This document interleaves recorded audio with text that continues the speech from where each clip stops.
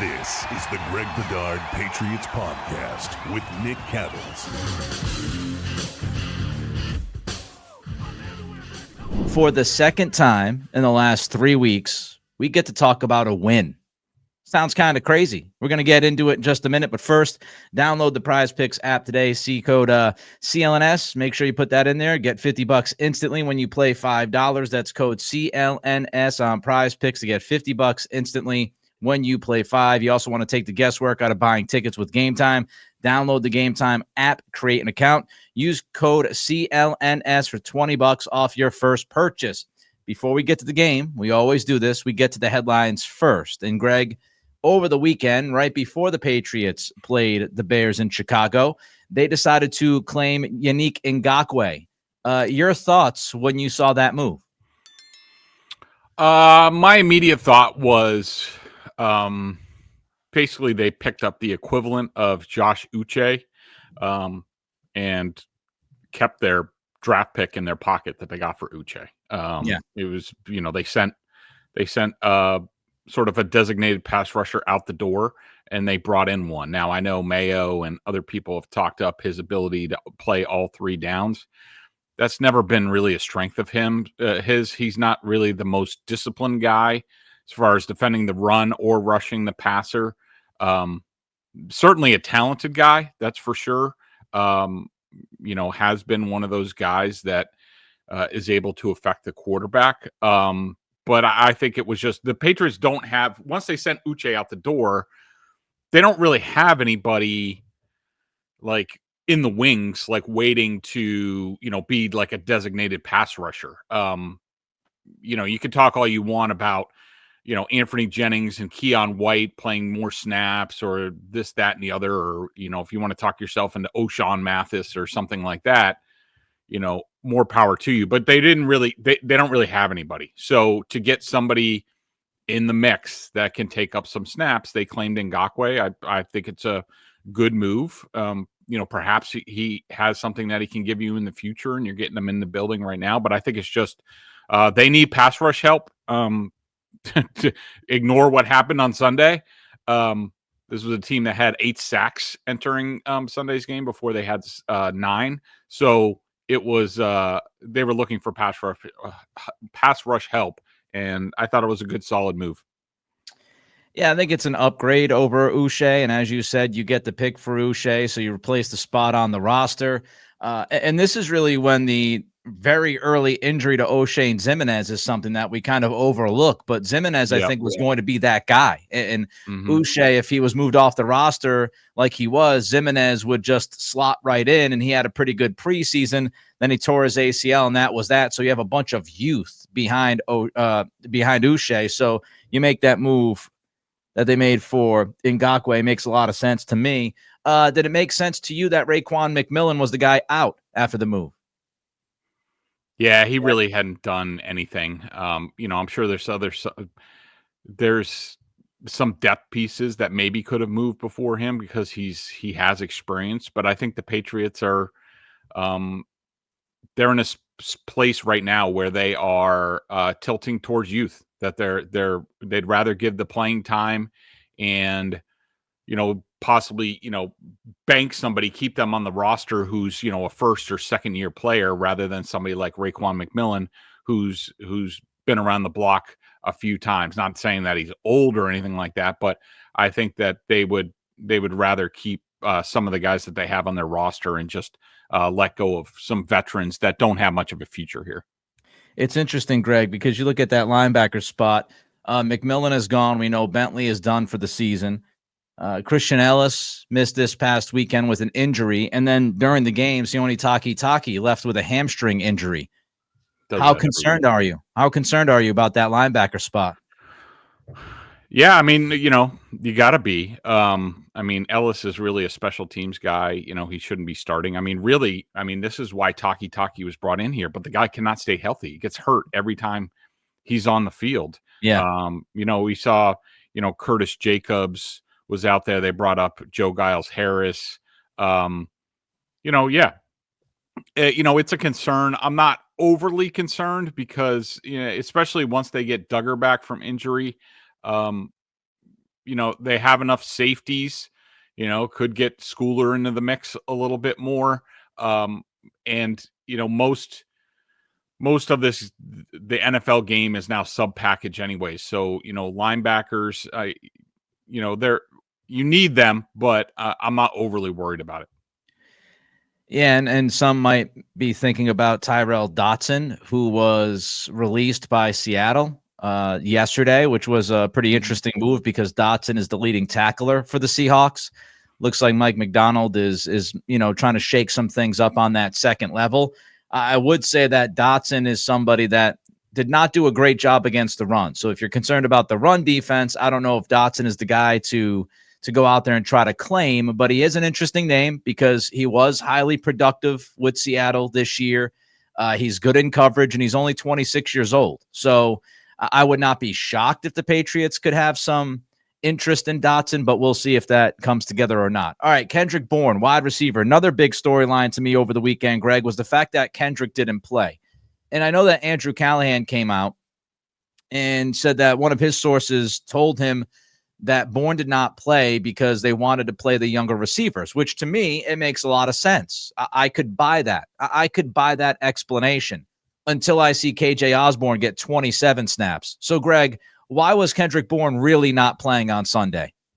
Yeah, I don't know for sure the answer, but when I heard Andrew's report, which I'm sure somebody in the building told him that, I didn't believe it, quite frankly. To me, it smells like Kendrick Bourne did something wrong and was punished in this game. And really, he was only going to play in case of injury or, if it was a situation where they had to drop back to pass like 57 times, he could have been used to spell somebody a time or two.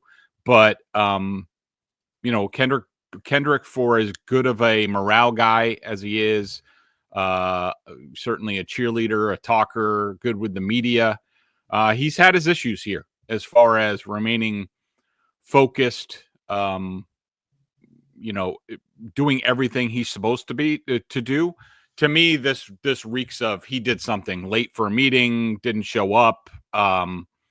His film hasn't been great, but to me, that it smelled to me like this was punishment, and that was a cover story.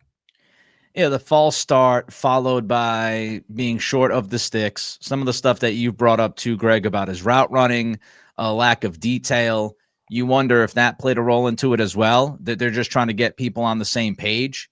But it's definitely something that should have our attention because, again, the idea of, we just wanted to get the young guys in there when Javon Baker got 4 snaps and Osborne got 27. Yeah, I'm not picking up what that source is trying to put down. I ain't believing it. We can believe something because it's confirmed. We know it happened. Shane Waldron fired by Chicago earlier today.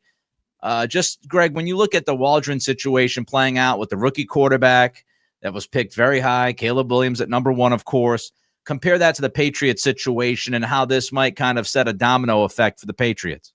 Yeah, well, I mean, it worries me. I think it's the cautionary tale.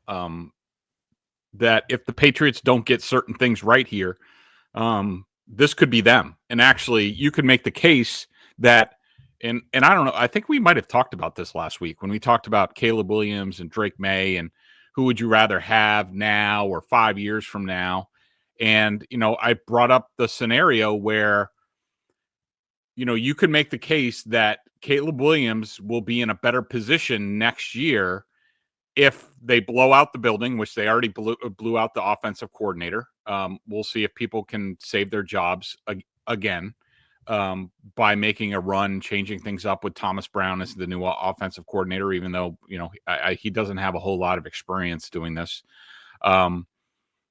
You could make the case that if the Bears blow everybody out of the building and they sign Ben Johnson from the Lions and he's now the head coach and he's got talent. He's got Caleb Williams. He has a track record. Everybody sees what he's done in Detroit. And you can make the case that Caleb's in a better position. The Patriots aren't all that dissimilar from the Bears. Defensive head coach, a simplified West Coast offensive coordinator, Waldron and Van Pelt are very similar. Let's just play out the Patriots scenario. In all likelihood, Drake Maye is back next year. The more they win against some of the dregs that they're playing, the more that increases the chance. I think last week before this game, I said it was about a 15% chance that Mayo wasn't back. I put that down at now 7%, probably. But, let's play it out. So Drake's a rookie right now. Mayo comes back. They go through next season, say it's not great. And are they in the same position where Van Pelt is sort of the Shane Waldron and they're firing him and they're bringing in a new offensive coordinator? Now, all of a sudden, Drake Maye's third year, he has a new offensive coordinator, or if not, a new head coach. So Caleb he would be in his second year with a Ben Johnson type. And now Drake Maye is sort of, restarting in year 3. And you can make the comparisons to Mac Jones with Bill O'Brien in his third year. So I'm more, not that I'm surprised at this move. We talked about the Bears offense last week and how bad it was against the Cardinals and was worse against the Patriots. To me, it's a cautionary tale for what the Patriots are doing with Drake Maye and how important it is they get the offensive coordinator / head coach right. All right, Greg, we're going to get into this game between the Bears and the Patriots and what you saw. But first, tell the fine people about Prize Picks. Prize Picks is America's #1 daily fantasy sports app with over 5 million active members. Prize Picks is the easiest and most exciting way to play daily fantasy sports. All you do is pick more or less on 2 to 6 player stat projections and watch the winnings roll in. You can now win up to 100 times your money on Prize Picks with as little as 4 correct picks. Download the Prize Picks app today and use code CLNS and get $50 instantly when you play $5. That's code CLNS on Prize Picks to get $50 instantly when you play $5. You don't even need to win to receive the $50 bonus. It's guaranteed. Prize Picks, run your game. I want to warn people. I understand that my audio might sound different from the very beginning of this podcast. For some reason, at this beautiful complex I live at, the power keeps going on and off every 3 minutes. So if you see my lights behind me fade and my audio doesn't sound as great, it is what it is. We're dealing with the elements. Greg, big picture. What did the win on Sunday mean for this Patriots franchise, this coaching staff, if anything? Well, first off, before we get into that, I want to get your take on the Shane Waldron situation and whether you think there is any sort of, how do you feel about it compared to, what the Patriots are doing? Yeah. So, I think if Van Pelt improves throughout the year, then you're not in a rush to make any kind of move. But I think, when you look at offensive coordinator, young quarterback relationship, it means the world. And if you're not 100% sold on Alex Van Pelt as the guy, then you've got to find somebody who can be that guy. The challenge is Drake Maye is your head coach. And that Robert Kraft is, solid with Mayo, as Burt Breer has reported. He believes in Mayo. So if you're a young offensive coordinator who wants to make that next step up, it gets for the hire a guy like that because he might be out the door if he has a good year with Drake Maye. And if he has a good year with Drake Maye and the Patriots are winning, then Drake Maye is going nowhere. So if that happens, then you have to, reset again at the offensive coordinator slot, which is a nightmare for a young quarterback. So it's a very challenging situation. And this is what happens when you hire Mayo, who's a defensive guy and not an offensive guy, is you've got to hope that offensive coordinator position works out for you and the first hire makes sense. So I think if AVP is not the answer, you might be more prone to go with somebody like Ben McAdoo, who's not going to be a head coach anytime soon ever again. Or you look at a TC McCarthy grow and say, well, we're just going to kind of give the reins to this guy and hope that he's, better than what Van Pelt was and he brings a little bit more creativity, et cetera, et cetera. But it's a very difficult, challenging situation. I understand people being frustrated with Van Pelt. I've been frustrated most of them, but you've got to think about Drake Maye and long term and what it could do for him, because you don't want 3 or 4 offensive coordinators. Yeah, absolutely. And while we wait, Nick's having a few technical difficulties there. I'm going to let me go. So back to the game. I guess sort of my overriding thought, Nick, and it seems like you're back. And look, it's good that the Patriots. I thought this game was a lot like the Jets game in terms of they executed in all three phases. They attacked the weaknesses of the opponent. They stayed pretty simple. Basically went with, especially like offensively, it seemed like they put a premium on let's limit the negative plays, which have been an issue for them. I defensively they brought a little bit of pressure. They manned up. They played really good coverage. And I think that this is something that we talked about previously where I was, when they were struggling against the run, I was like, look, just play more man coverage and get an extra guy in the box. That can help you. And that sort of seems like what they've done, even though I do think that the Bears ran the ball decently well. I don't know why they didn't run the ball more. They were very streaky. They had a few times where they ran like 4 or 5 times in a row and they were moving the ball. And then all of a sudden, they're throwing all over the place. And we know the state of their passing game. So, look, it was a good job by all the coaches. They did their job. They did what I've been asking to do. Look at that week's opponent, put your team in a position to succeed, to have a chance to win the game. And they did that. But I mean, bigger picture, these 2 wins against the Jets and the Bears, it's against 2 coaching staffs that are going to get blown out after the season. Certainly with the Jets, in all likelihood, the Bears. And it's 2 teams that were bottoming out, in the process of bottoming out. So the Patriots, I know that they can outcoach those guys. Now the next step is stacked success, stacked competency, and do it against a decent coaching staff that's not going to get fired after the season.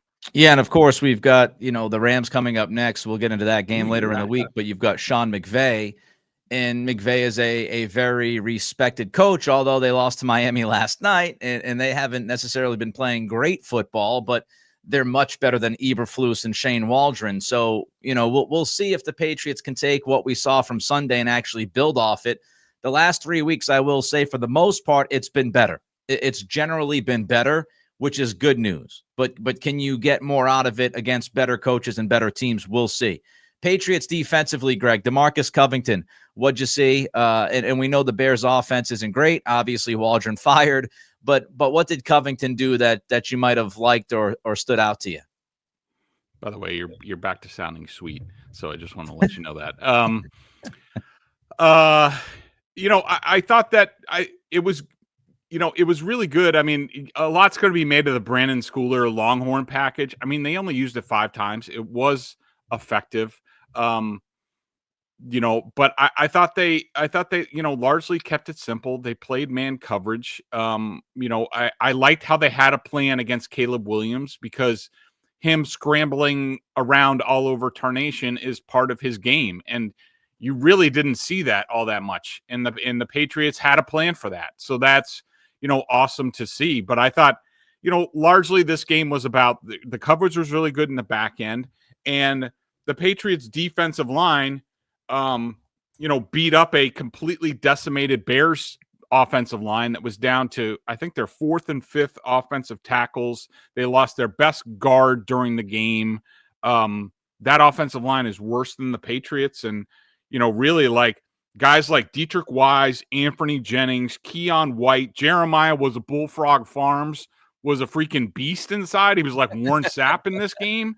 So, you combine with dominating the game up front and really, bullying a weaker foe, which is great to see.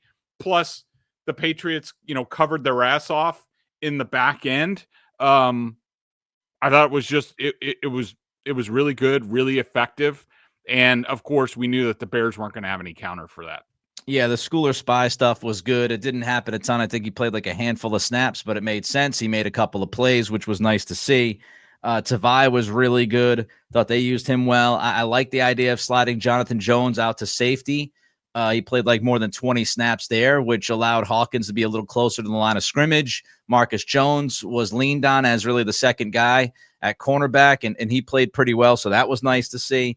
And as far as the Chicago offensive line, I'll just point this out.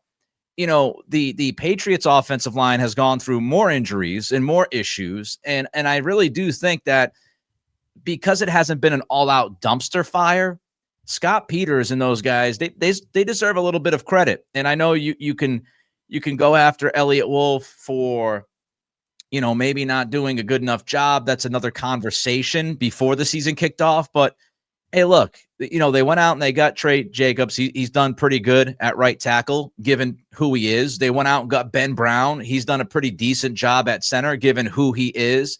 Michael Jordan had a better week this weekend. And he's a guy that was looked up as a backup. Vidarian Lowe was supposed to be a backup. So I think some people, they look at this offensive line for the Patriots and they really don't think about the context and how many dudes have been hurt and how crazy it's been up front. And you just look at the Chicago Bears and what that O-line's going through and how bad they were. That could be the Patriots situation. So thankfully, it's not that bad. It's not great, but it's not that bad, because they've been able to find a couple of guys who, aren't downright turnstiles every snap. All right. Yeah, I do think Peters and Kugler have done a good job this season. I mean, the Patriots have had some injury issues, but I think largely the group that they have outside of Jacobs are people that they were at least in there 2 deep, where I think the Bears are getting down to 4 and 5 deep. But, their line wasn't good to begin with either. Yeah, I don't know about the 2 deep thing, but again, I don't want to get bogged down on the details there. Before we get into the Patriots offense against the Bears defense, let's tell all of our listeners and viewers about Game Time. Game Time is the place to go if you want to get NBA tickets. You got to be there. The sights, the sounds, the celebs, the music, the banners, the Celtics. Go to Game Time app. Go to Game Time Picks, filters out all the fluff to show you only incredible deals on great seats, so you don't have to waste time searching through thousands of tickets. I love the all-in pricing. Tagging this feature shows the total up front with no surprise fees at checkout. They have seat views. Get a panoramic view from your seat on the app before you buy. I was just looking on the app. If you want to see the Celtics for cheap and up close, the Celtics play at the Nets on Wednesday at 7:30. You can take the train down. You can get in, just get in for $37. You could sit in the lower bowl for about $160 down there. So if you want to see the Celtics, you want to get a little closer, jump on the train, go down there, come back. I've done that before. It's a lot of fun. Make sure you download the Game Time app, create an account, use code CLNS for $20 off your first purchase. Terms apply. Again, create an account and redeem code CLNS for $20 off. Download Game Time today. What time is it? Game time. All right, Patriots offense. Drake Maye, what'd you see? Your evaluation of the rookie quarterback. I'm not going to say he graded out poorly for me. Okay, let me just say that up front. This was his lowest graded game for me, lower than his first start. But most of it, I didn't have a problem really with his decision making. I think I only had 2 minus decisions. There was really only 2 throws, and of course the interception. So I've liked his accuracy. I've liked his decision making for the most part. The thing I really didn't like in this game, Nick, was he was responsible for way too much pressure on himself and way too many hits in this game. Leaving the pocket early, not hanging with plays, not going down when he could. He did throw the ball away a couple times. He had that left-handed throw. He had another, good throw away. I mean, all that stuff is good. And also let's acknowledge a couple things, that the Bears passing defense is pretty good. They were missing a couple of people, but it's pretty good. The pass rush is decent. And also the elements were at play.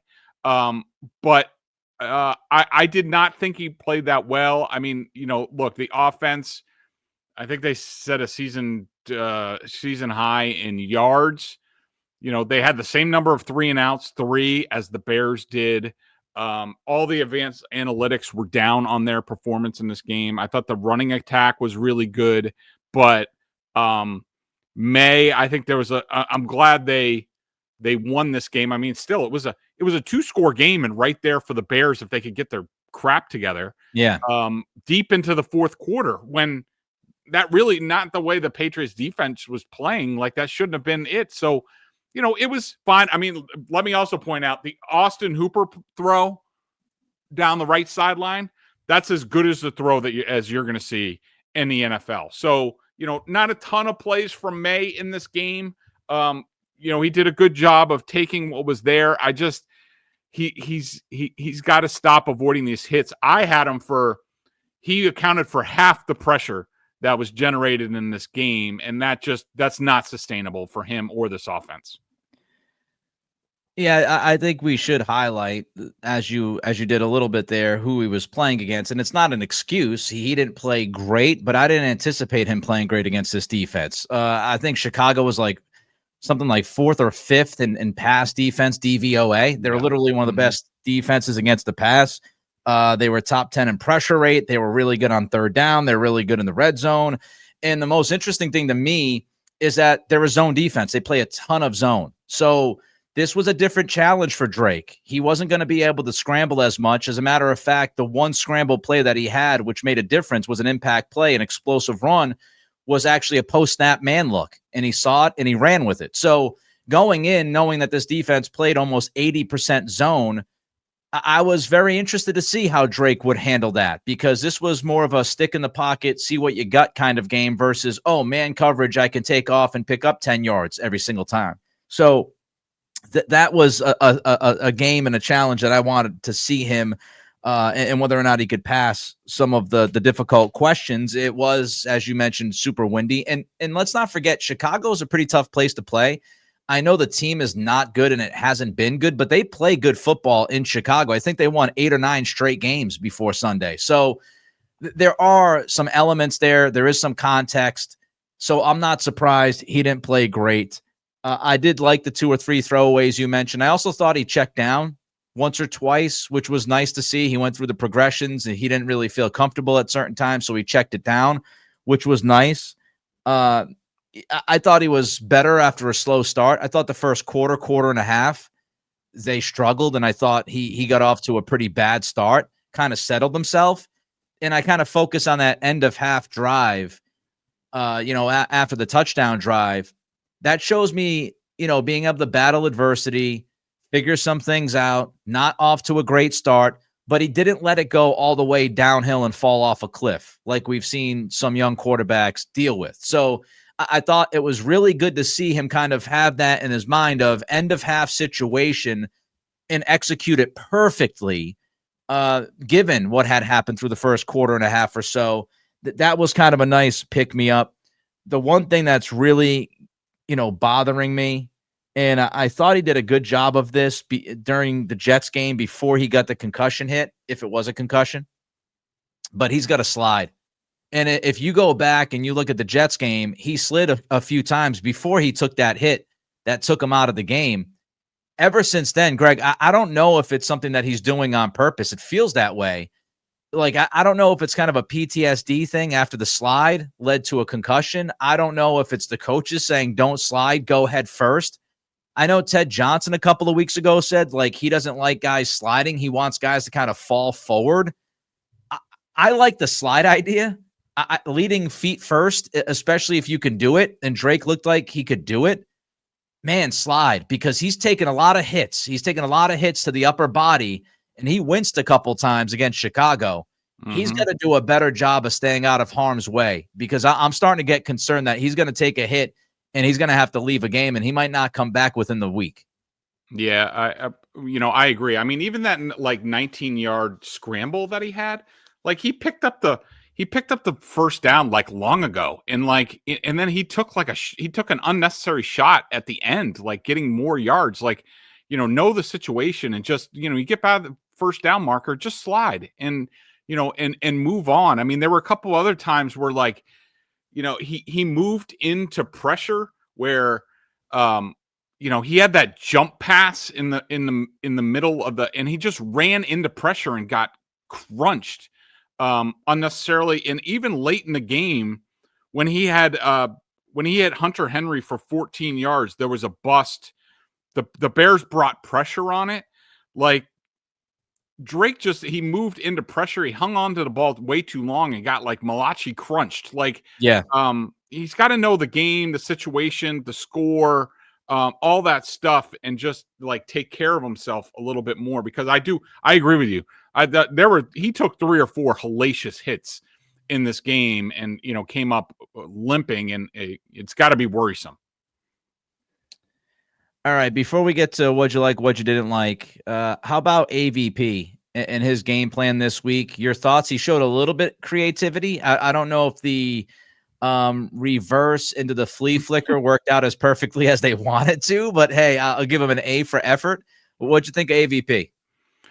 Yeah, I thought it was good. I mean, I don't know if it was Mayo or what, but it seemed like somebody gave the directive of we gotta stop the negative plays, and we gotta stop being too creative here in terms of what we're doing. Like, just make it simple for the players. Now, they did have a decent amount of penalties again and some pre-snap stuff, but I thought the foundation was they varied the running game. It was they would go sledgehammer with duo and stuff in the middle, and then they'd pull or run counters, which you saw the Cardinals do a lot against the Bears the week before. Their linebackers aren't very disciplined. Tremaine Edmonds is not somebody that I've ever been a big fan of, even when he was back with the Bills, because I don't think he's on top of the details, and the Patriots took advantage of it, not only in the running game, but also like on the touchdown to Jalen Polk. I thought Alex Van Pelt, did a good job. I thought that the run was obviously the foundation. He mixed in a few, really good concepts, high-low concepts, getting to Hooper, using Henry as almost a decoy. But I thought it was a good, solid performance by the offense, and, Van Pelt. I thought they had a good, solid game plan going in, and they largely executed. All right, before we get to what Greg liked and didn't like, check out BSJ, $50 for the year. Bedard Giardi do great work for the Patriots. Download the Prize Picks app today. Use code CLNS. Get $50 instantly when you play $5, and take the guesswork out of buying tickets with Game Time. Download the Game Time app, create an account, use code CLNS for $20 off your first purchase. All right, Greg, what'd you like, what you didn't like from Sunday's game against Chicago? So offensively, I liked Demario Douglas and how they got him the ball a few times creatively. That goes to AVP, and what he was able to do with his opportunities. I thought the backs, all of them, were really good with their opportunities. I thought Hunter Henry was outstanding in the running game, and was a big reason why they were able to do what they did in the running game. That's offensively. Defensively, I mean, guys like I said before, Dietrich Wise, Anthony Jennings, Keon White, Jeremiah Farms, Jelani Tavai. I thought Marcus Jones had a really good game. Del Pettis made a couple plays. Schooler had the hit and the half sack. All that stuff was good stuff. The things I didn't like in this game, Drake Maye, way too much pressure, taking way too many hits. I thought Michael Jordan wasn't horrible. I mean, it was definitely an improvement over where he's been the previous couple weeks.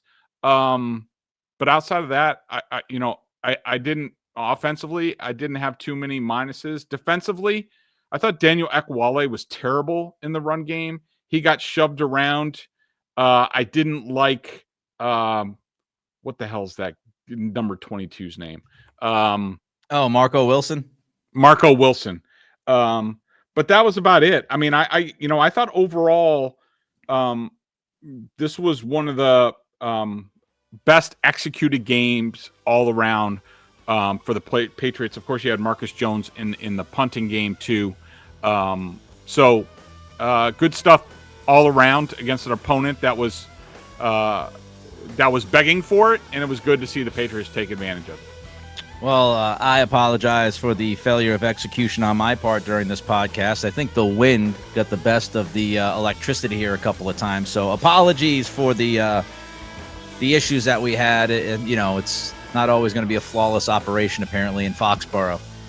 So my apologies for that. But we're back later in the week. Greg and I will break down the Rams. We'll preview that game. Until then, be well.